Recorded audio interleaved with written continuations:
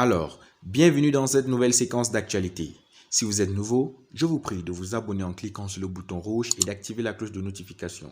Aujourd'hui, nous parlons des 5 régions impliquées dans la fraude. Plus de détails après le générique.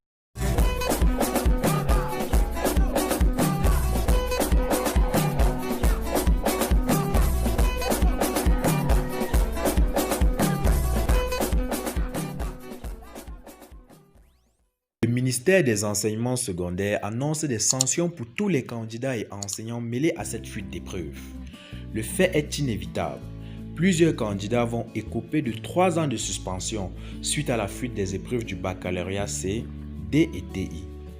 Prévient un responsable au ministère des Enseignements secondaires, MINESEC, d'après cet informateur qui affirme que certains candidats fraudeurs ont déjà été identifiés.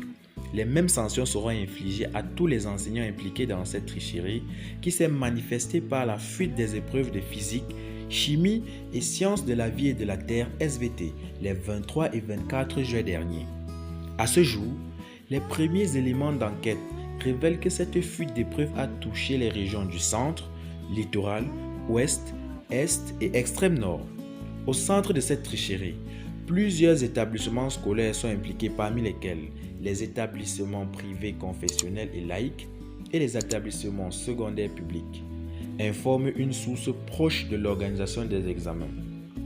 Pour comprendre cette fuite massive d'épreuves au baccalauréat scientifique, il se murmure qu'elle peut être causée par les ajustements effectués par le MINESEC pour éviter la propagation du coronavirus.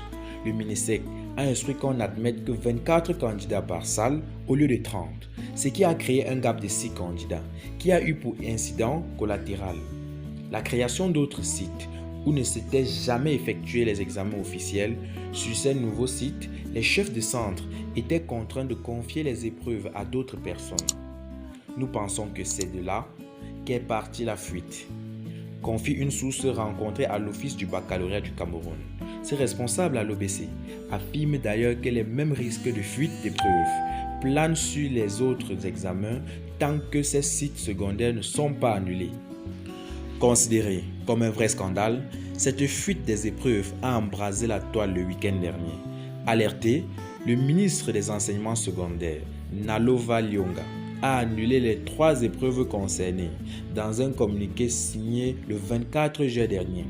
Elle a aussi annoncé leur reprogrammation pour le lundi 3 et le mardi 4 août dès 7h dans leurs centres de composition respectifs, sur toute l'étendue du territoire national.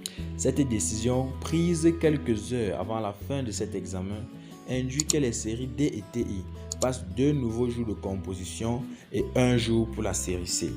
Merci d'avoir suivi attentivement. N'oubliez pas de vous abonner en cliquant sur le bouton rouge et d'activer la cloche de notification pour toujours être avec nous dans l'actualité et l'information. Lilia l'info. Merci.